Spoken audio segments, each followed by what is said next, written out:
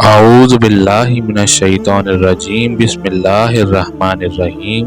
السلام علیکم ناظرین، میں اشر آج ایک نئی ویڈیو کے ساتھ آپ کی خدمت میں حاضر ہوں اور آپ دیکھ رہے ہیں تعلیمی باغ۔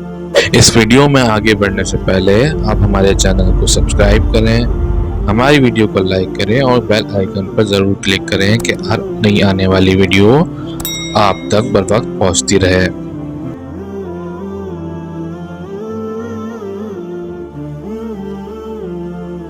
دوستوں، کافی عرصے پہلے کی بات ہے، ایک لڑکی جس کا نام تبسم تھا، اس کی شادی ہوئی۔ وہ سسرال میں اپنے شوہر اور ساس کے ساتھ رہتی تھی۔ بہت کم وقت میں ہی تبسم کو یہ اندازہ ہو چکا تھا کہ وہ اپنی ساس کے ساتھ نہیں رہ سکتی ہے۔ ان دونوں کی شخصیت بالکل مختلف تھی اور تبسم اپنی ساس کی بہت ساری عادتوں سے پریشان تھی۔ اس کی ساس ہر وقت تبسم پر طنز کرتی رہتی تھیں، جو اسے بہت ہی زیادہ ناگوار گزرتا تھا۔ آہستہ آہستہ دن اور پھر ہفتے بیت گئے، لیکن تبسم اور اس کی ساس کی تکرار ختم نہ ہوئی۔ ان تمام نااتفاقیوں نے گھر کا ماحول بہت خراب کر دیا تھا، جس کی وجہ سے تبسم کا شوہر بہت پریشان رہتا تھا۔ آخر کار تبسم نے یہ فیصلہ کیا کہ وہ اپنی ساس کا برا رویہ اور برداشت نہیں کرے گی اور وہ اب ضرور کچھ نہ کچھ کرے گی۔ تبسم اپنے پاپا کے ایک بہت اچھے دوست احمد انکل کے پاس گئی، جو جڑی بوٹیوں کا کام کرتے تھے۔ تبسم نے انہیں ساری کہانی بتائی اور ان سے کہا کہ وہ اس کو تھوڑا سا زہر دے دیں تاکہ ہمیشہ کے لیے یہ مسئلہ ختم ہو جائے۔ احمد انکل نے تھوڑی دیر کے لیے کچھ سوچا اور پھر کہا کہ تبسم، میں اس مسئلے کو حل کرنے میں تمہاری مدد کروں گا، لیکن تمہیں ویسا ہی کرنا ہوگا جیسا میں تمہیں کہوں گا۔ اس بات پر تبسم راضی ہو گئی۔ احمد انکل ایک کمرے میں گئے اور تھوڑی دیر بعد اپنے ہاتھ میں کچھ جڑی بوٹیاں لے کر لوٹے۔ انہوں نے تبسم کو کہا کہ تم اپنی ساس کو مارنے کے لیے فوری زہر استعمال نہیں کر سکتی، کیونکہ اس طرح سب تم پر شک کریں گے، اس لیے میں تمہیں یہ جڑی بوٹیاں دے رہا ہوں۔ یہ آہستہ آہستہ ان کے جسم میں زہر پھیلائیں گی۔ ہر روز تم کچھ اچھا پکانا اور پھر انہیں کھانا دیتے وقت اس میں یہ جڑی بوٹیاں ڈال دینا۔ اور ہاں، اگر تم چاہتی ہو کہ کوئی تم پر شک نہ کرے کہ تم نے انہیں مارا ہے، تو تمہیں یہ خیال رکھنا ہوگا کہ تمہارا رویہ ان کے ساتھ بہت ہی دوستانہ ہو۔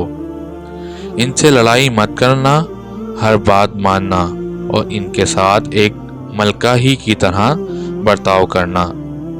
تبسم یہ سب سن کر بہت خوش ہوئی۔ اس نے احمد انکل کا شکریہ ادا کیا اور جلدی سے گھر چلی گئی، کیونکہ اب اسے اپنی ساس کو مارنے کا کام شروع کرنا تھا۔ ہفتے گزر گئے اور پھر مہینے۔ تبسم روز کچھ اچھا پکا کر اپنی ساس کو خاص طور پر پیش کرتی تھی۔ اسے یاد تھا کہ احمد انکل نے اس سے کیا کہا تھا کہ اسے اپنے غصے پر قابو رکھنا ہے، اپنی ساس کی خدمت کرنی ہے اور ان کے ساتھ اپنی ماں جیسا برتاؤ کرنا ہے۔ 6 مہینے گزر گئے۔ گھر کا نقشہ تقریباً بدل چکا تھا۔ تبسم نے کوشش کر کے اپنے غصے پر قابو کرنا سیکھ لیا تھا۔ اب اکثر وہ اپنی ساس کی باتوں پر ناراض اور غصہ نہ ہوتی۔ 6 ماہ میں ایک بار پھر اس کا اپنی ساس سے جھگڑا نہیں ہوا اور اب اسے وہ بہت اچھی لگنے لگی تھیں اور ان کے ساتھ رہنا بھی آسان لگنے لگا تھا۔ اس کی ساس کا رویہ بھی اس کے ساتھ بہت بدل گیا تھا۔ وہ بھی تبسم کو اپنی بیٹیوں کی طرح پیار کرنے لگی تھیں۔ وہ اپنے سب دوستوں کے درمیان تبسم کی تعریفیں کرتی تھیں۔ تبسم اور اس کی ساس دونوں اب ایک دوسرے کو ماں بیٹی کی طرح سمجھنے لگی تھیں۔ تبسم کا شوہر بھی یہ سب دیکھ کر بہت خوش تھا۔ ایک دن تبسم پھر احمد انکل کے پاس آئی، تبسم نے کہا کہ آپ مجھے طریقہ بتائیں کہ کیسے میں اپنی ساس کو اس زہر سے بچاؤں جو میں نے انہیں دیا ہے۔ وہ بہت بدل گئی ہیں، میں ان سے بہت پیار کرتی ہوں اور میں نہیں چاہتی کہ وہ اس زہر کی وجہ سے مر جائیں جو میں نے انہیں دیا ہے۔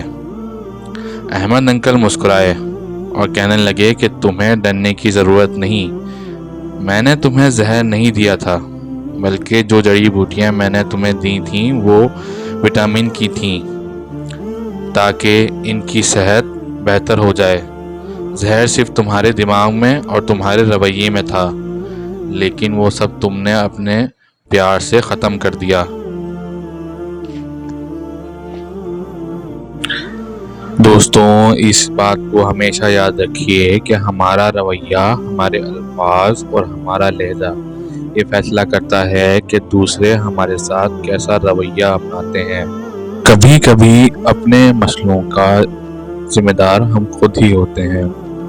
وہ مسئلے جو کبھی سلجھ نہ رہے ہوں تو کبھی اپنے اوپر نظر ثانی کریں اور وہ چیزیں جو کہ آپ کو لگتا ہے آپ میں تبدیل ہونی چاہیے انہیں تبدیل کریں تاکہ آپ کے تمام مسائل حل ہو سکیں،